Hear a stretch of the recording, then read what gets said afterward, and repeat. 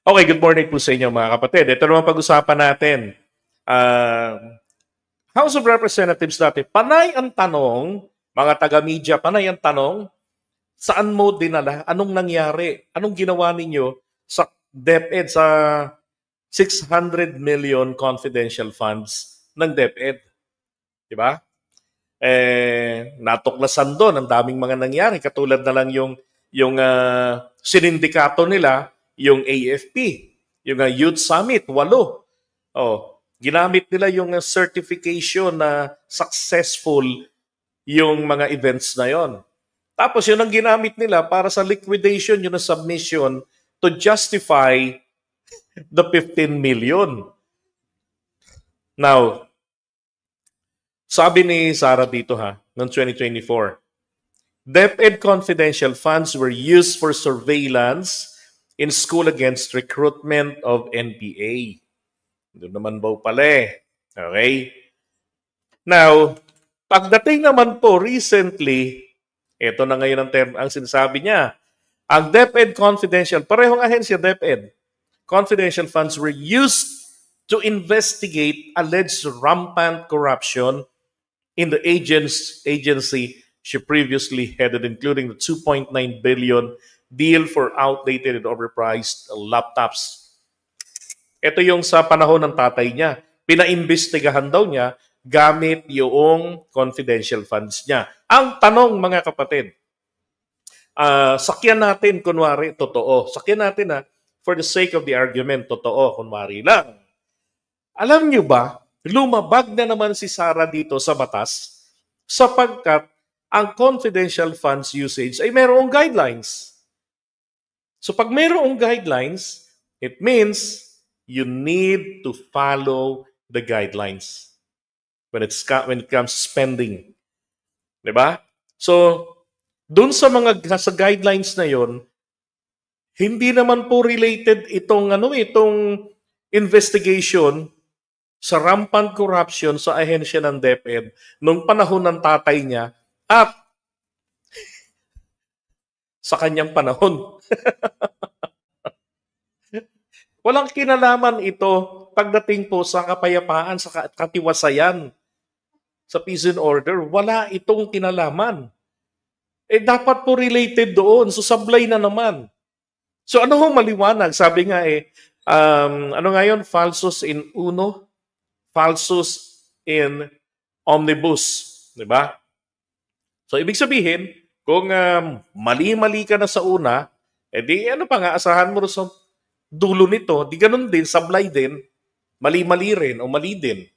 Diba? So sa simula, dito pa lang halatang nagsisinungaling na No, dito rin Diba? Dito, at least kahit papaano, pwedeng may lusot. Kaya lang kinakailangan dito kasi nilang ipakita yung pruweba na ginamit nga nila yan para dyan sa pag-surveillance. Ang problema, natuklasan, iba. Diba? Iba yung ginawa nila. Tapos binago niya ngayon. So, ibig sabihin, pinalilitaw niya, ito, joke na naman. Style na naman ng tatay niya, Tatak Duterte, ganon. Diba? Kalokohan ng putya. Pinaglolo ko. Ito pa. Nalala ko lang din to No, October 16, 2025, sabi niya, akala nyo ba yung DepEd na ginawa ko? Ito yung buhat bangko niya Diba? Lahat daw ng ginawa niya sa DepEd, dahil si PBBM hindi raw nagbibigay hindi nagmamando. Hindi nagtatanong, anong ginawa niyo na? Pero merong meeting, tinatanong sila, so ano ba yung ginagawa niyo sa DepEd? Ano ba yung tinuturo ninyo? Diba? There was a meeting na nag-resurface. Tapos, yun nga yung pagkatapos ng meeting na yun yung sinabihan sila ni PBBM doon na focus na lang kayo sa trabaho nyo. Produce numbers. It was a warning. It was a warning.